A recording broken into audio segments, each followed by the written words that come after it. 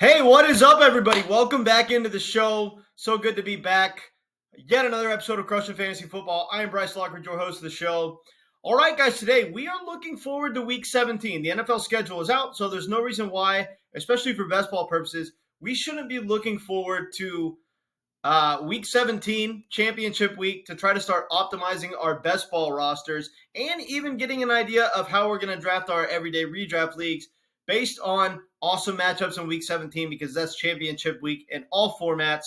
So we are going to be getting ahead of the game and looking forward to championship week before anybody else does. And I'm going to be telling you the 10 players that I like most in Week 17 based on the player, based on the matchup, and hopefully these guys can help you bring you a fantasy football championship this year, especially in best ball, because that's when Week 17 is absolutely most important. That's the most important format for Week 17. So I'm going to start here with the first player on my list, and that's CeeDee Lamb. Now, this is a guy who's going up against the Washington Commanders. Obvious spot here, inevitable shootout game. I can see this being the highest scoring game on the slate quite easily. In fact, of every single game on the slate, I want to prioritize players in this game the most. So CeeDee Lamb against Washington, it makes me want to draft CeeDee Lamb even higher. I wouldn't mind taking him with the number 2 overall pick. 3, 4, 5, all great spots to take CeeDee Lamb. I love him in this Week 17 matchup against Washington Commanders. It's going to be a high-scoring shootout game, probably the highest-scoring game on the slate, and you want every bit of the Cowboys and the Commanders in this game, especially CeeDee Lamb, which leads me right into my next player that I like for Week 17, and that's George Pickens.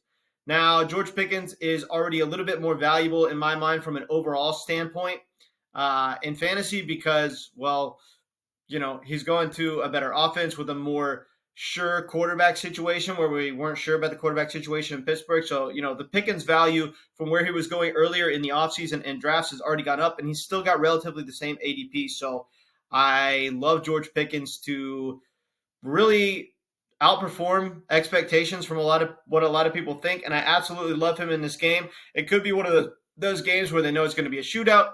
They put all their attention on CeeDee Lamb, and George Pickens is left open to absolutely feast. He could be the one that goes off in this game over CeeDee Lamb. That's possible. I think that we're going to want to stack some Dallas teams where we take CeeDee Lamb, George Pickens, and Dak Prescott, and even Javonte Williams on the same team. I wouldn't mind. That might be a little overboard, but definitely CeeDee Lamb, George Pickens, and Dak Prescott. I absolutely love the Dallas stack for this final game of the season, which leads me into my next player, Terry McLaurin for the Washington Commanders. Like I said, it's going to be a shootout-style game, very high scoring. Terry McLaurin thrives in these games. He thrives on the deep ball. He thrives on the big play. There's going to be a lot in this game. Like I said, highest scoring game on the slate. We want every bit of the Commanders and Cowboys. Terry McLaurin is a money pick because of this. I'm going to be drafting more Terry McLaurin than I was before because of his Week 17 matchup. Next player on my list is going to be Justin Jefferson, playing the Detroit Lions in Week 17. Another game with some serious shootout potential. I see Minnesota probably playing from behind in this game. I mean, we don't know. We're going to see how good the teams are by the end of the year. But, if you're looking at this matchup right now, you got to figure Minnesota's probably going to be playing from behind, right?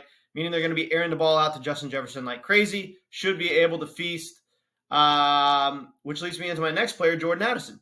We kind of saw this last year. Teams would focus so much attention on Justin Jefferson that Jordan Addison would have these massive explosion weeks. He's displayed a very high weekly ceiling. And in a game against Detroit, where they're going to be scoring points back and forth like crazy, I love both Justin Jefferson and Jordan Addison in this game, especially when they're probably going to be playing from behind. So they're two of my biggest targets because of their upside for Week 17. Next player on my list is going to be Josh Allen playing Philly. My gosh, could this be a sweeter spot for Josh Allen? The Bills and Philadelphia Eagles are always involved in shootout-style games. They're teams that they have pretty good defenses, right? So you figure the defenses would kind of keep, the scoring at bay in these games, but it never happens. Whenever Philly and Buffalo play, it seems to be an inevitable shootout. These quarterbacks are two of the best quarterbacks in the game. They seem to step up in big situations like great quarterbacks do. And with that being said, I think that Josh Allen's going to absolutely explode in Week 17. He should be one of your prime targets because of this. I was already taking him in round 3, sometimes round 4, but now I'm even more excited to take him because of his Week 17 matchup playing against the Philadelphia Eagles, which leads me into my next player, Jalen Hurts, at Buffalo.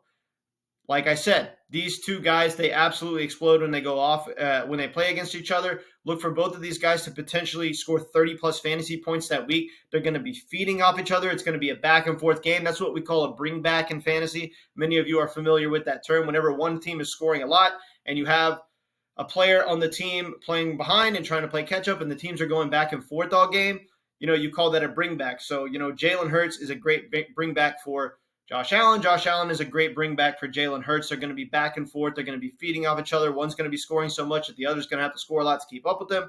And inevitably, they're going to go off for a ton of fantasy points. So I love both these quarterbacks in Week 17. So I want to draft even more of them than I was because of the Week 17 matchup. Next player on my list is going to be A.J. Brown in this same game at Buffalo.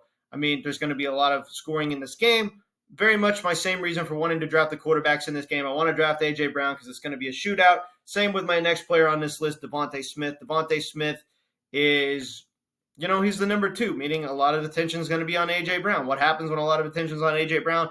Devontae Smith is left open to feast. It's basically a coin flip on which receiver goes off in this game. It could very well be both of them putting up monster performances. Likely it'll be one of the two. It's just as likely to be Devontae Smith as it is A.J. Brown.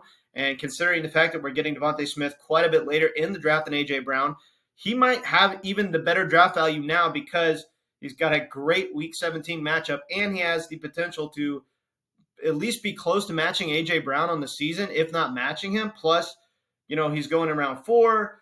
All the attention is going to be on A.J. Brown in this game. I love Devontae Smith to potentially explode in Week 17. He's a great pick because of this. Next and final player on my list is going to be Marvin Harrison Jr. Now, Marvin Harrison Jr., obviously coming at a good draft value. I love his outlook for the overall season. And you've got to figure this game at Cincinnati late in the season. The Cardinals are probably going to be playing from behind. Marvin Harrison is an awesome bring back player for this game. I mean, if they're going to be chasing points, how else are they going to do it? They're going to be feeding Trey McBride and Marvin Harrison Jr. like crazy. I think it's pretty likely they're playing from behind, even though we're, forever away from this game. I think it's very likely that the Cardinals are going to be playing from behind in this game at Cincinnati. Marvin Harrison Jr.